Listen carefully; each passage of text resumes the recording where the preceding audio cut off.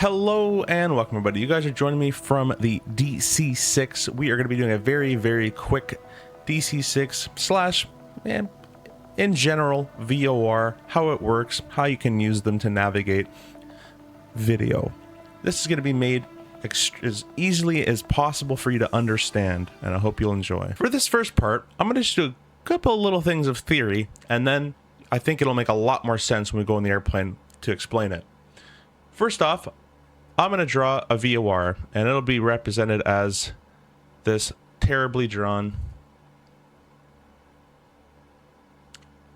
First off, we're going to go ahead and draw our VOR. We'll say it's this diamond right here. Obviously, they wouldn't put it on a taxiway, but this is just for theory purposes. The VOR is going to spit out 360 degrees of radio signals. They're called radials. So north 001, 002, 003, 004, all the way around to 360. For this example, we'll keep it simple. We're going to go ahead and just draw north, east, south, and west. And keep in mind, every single heading on this compass exists. 295, 294, 293, but for my example, I've just gone ahead and drawn 4 of them: north, east, south, west. Let's say you're positioned right here. Remember guys, heading does not matter. Heading of your aircraft, you could be pointed that way, you could be pointed that way, it does not matter. If I were to tune my VOR gauge and center with a from flag, next we're going to talk about something called a radial versus a bearing. Radials are from the station, which means the station exudes the radio signal. It goes away from the station, traveling outwards, outbound, whatever you want to use. That's a radial. A bearing is towards. So an airplane can fly a bearing towards a VOR station. However, a VOR station will always emit radials away from itself. And that's the heading or the signal we're going to pick up on. The other thing is a from and a to indication. Down here, once we go ahead and actually start using this instrument, you're going to get an arrow that's saying to, and there's, which is an arrow pointing upwards, and then a from. This can be confused for you're going towards it and going away from it, but the easiest way to think about it is, let's say I went ahead and positioned myself right here, just on the north radial. If I were to extend this line out, I'd be right on that radial, the north radial. Because I'm north of the station, I want you guys to cut this VOR in half. Everything on this side, the north side, is from. The easiest way to think about that, if I'm here and I'm north of the VOR, the easiest way to think about that is if I fly north and I'm already north of the VOR, I can't get to that VOR unless I basically cross the entire globe around the world to come back the other way. That's the only way I could possibly do that, which is impossible. So this is the from side. If I were to fly north, I would never get to the VOR, and sometimes that's actually our goal. You can use a radial to fly away from a VOR. You can do that. This on the other side is the to side. Let's go ahead and make an example. Let's say I leaved my gauge with north plugged in at the top, but this time, instead of being on this side of the VOR, I'll put it in green. This time I'm over here. However, I still set my instrument to show north at the top. Let's cut it in half. Because I'm on this side, I'm on the south side of the VOR, I can in fact fly north. So this actually flips. South would be the from side, and north would be the to side. So I can fly to the VOR on a heading of north if I plug north up here. I'm going to show you how this works. It might seem a little complicated, but I want you to stick with me through that little bit of theory. Let's go ahead and get rid of our navigaph. We're sitting here paused. I'm going to go ahead and unpause the airplane, and we're going to tune into the Fort Myers VOR, which is up here. It's a frequency of 14.5, and we'll go ahead and just set to our primary frequency. We're also going to want to make sure that our VLOC is set to VLOC and not GPS, okay? And that makes sure that we can actually, in fact, use this instrument. Now I'm going to pause. You can see a couple things happen. One, it says nav. That's a good sign. 2, this line moved. Great. And 3, we get a 2 flag. Okay? What this is immediately telling you is not much information at first. But what we're going to go ahead and do is we're going to align and adjust this OBS knob. And the first thing I want you to do is to get a from flag, so an arrow pointed downwards, and the line centered. So as you can see in the pause, I can't move it, but what we're going to do is we're going to unpause, and we're going to keep moving this until we get a from flag. So there we go. Now I'm going to start just fine-tuning it until I get the line to center. All right, pause. I have now centered my instrument with a from flag. It centers around 102 degrees, roughly. That means we're on the 102 degree radial. If I bring up navigaph once again, this is the VOR. We're centered on our instrument at 102 degrees. I'll put that to the side. So take the VOR, draw, this is east, so 90 is east. I'll draw 90 for you. 100 is just 10 degrees off. So 102, I'm going to extend an imaginary line outwards. We are somewhere on this line. We just don't know where. Now, back in the olden days, if you didn't have distance to VOR, you'd have to tune another VOR, let's say somewhere else, get that radial, and that would be able to triangulate where you are. However, in these more modern airplanes, and I know the DC6 is kind of funny calling modern, but it is a more modernized airplane from the 20s and 40s. This airplane has distance.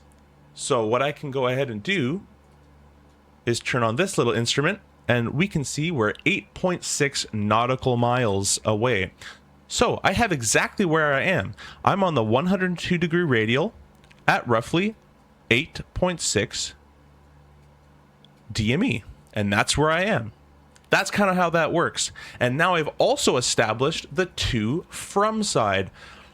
If I'm east of the radial, it is absolutely impossible to fly east and get to the radial. That might be your goal. Your goal might be to fly away from Fort Myers. However, if your goal is to fly to Fort Myers, flying east isn't going to do it. You're going to have to fly some sort of westerly heading.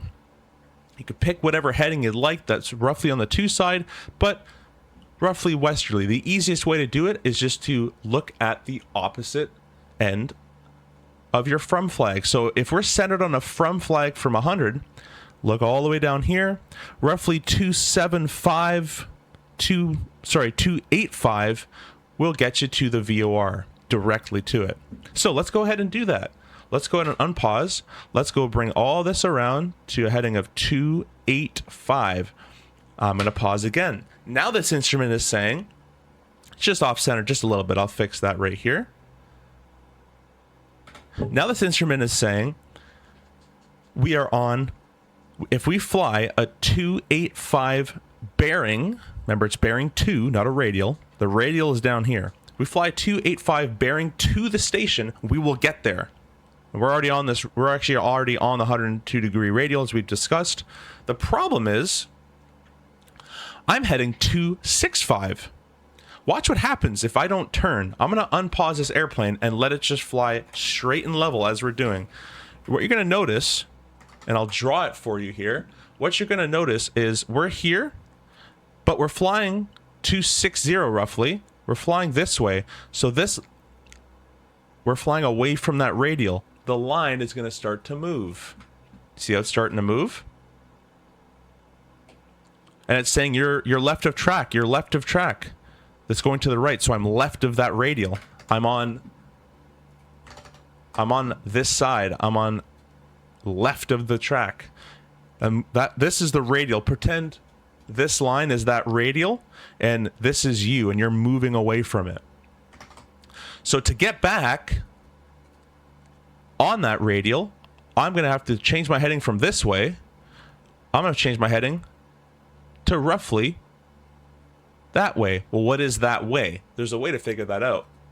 You come over here. The line has moved to the right. So we're going to pick headings from the right-hand side. So because it's such a close VOR, we're at 6 miles, I'm going to have to be a bit more aggressive in my turn, maybe even a northerly heading. It's almost a 90-degree intercept to that radial.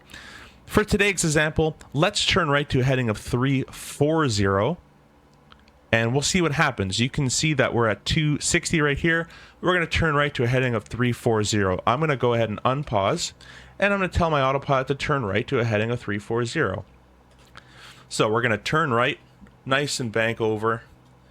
And what we're doing, if I draw it out for you right here, what we're doing in real time is we've selected this bearing or this radial to fly into the station, and we're here. We're altering our heading to fly and intercept that line. And that's what we're going to be doing. So 340 is coming up. Let's go and center our turn. Now look at that line. It's coming towards us again. I'm going to pause. What we went ahead and did was just this. We've gone ahead and taken our heading from, or taken our position. I want to kind of erase the heading term. We've taken our position and put us back on this line. Again, guys, you can be on this line pointed any direction of your airplane. You could be facing north, facing south. But what happened in space is you passed through that radial. Okay? Now, if I wanted to fly to the station, all I'd simply have to do is, it's a little late now because we're a little close, but I'd have to start a pretty tight left turn on the radial, or the bearing, sorry, I've selected, so 285. So I have to turn left to heading of 285. I don't think we're going to make it because we're a little too close, but let's see. We're going to unpause, do a very quick left-hand turn. You see that? Turning left. We're going to turn left to a heading of 285, roughly. We're actually beautifully catching it. Look at that. Beautiful. There's 300. 290. I'm going to start lessening the turn a little bit. And I kind of overshot it just a little bit, but we're very, very close to the VOR. As we're 3 miles away, the airport is just in front of us. The needle starts to get very, very, very sensitive. So as you start to get very close to the VOR, don't be afraid if the needle's jumping all over the place. I recommend putting it in heading mode and not VOR tracking mode of the autopilot, because it might start to do a lot of erroneous maneuvers. But hopefully this video has helped you kind of visualize the VOR a little bit more. I'll just summarize what we did real quick. Again, this is our VOR. I'll draw it in red. It's a very badly shaped diamond. That's north, east, south, and west. Okay. Then we were roughly here. The way we figured that out is we centered our VOR gauge with a from flag. We got a reading roughly of 102 degrees from the VOR. So 102 degrees from the VOR. We found out where exactly we were because we have distance. 8.6 miles away, if you remember. If we didn't have distance, we would have to tune a different VOR, get that radial, which would roughly be south from this VOR, that imaginary VOR, and now we have our exact location. But with distance, we know exactly where we are. So we are along this line, as we figured out, but we don't know if we're heading north, south. We could be heading anywhere. All we know is we passed, and we're passing through currently, that radial from the station.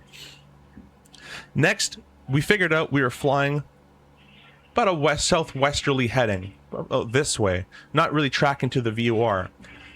So to track to the VOR, we had to turn right to re-intercept that line, and then you can pick up the bearing you've selected, which was 285. Again, as you get close to the station, it does get a little sensitive, so don't be afraid of that. I hope this video kind of makes you visualize VOR interception a little bit better. Try it out, join the Discord, ask questions, but the main thing is draw this as best as you can in your brain and fly it in the sim. It's a really, really good tool to use is the simulator for this. But hope this works for you, and we will see you guys in the next video.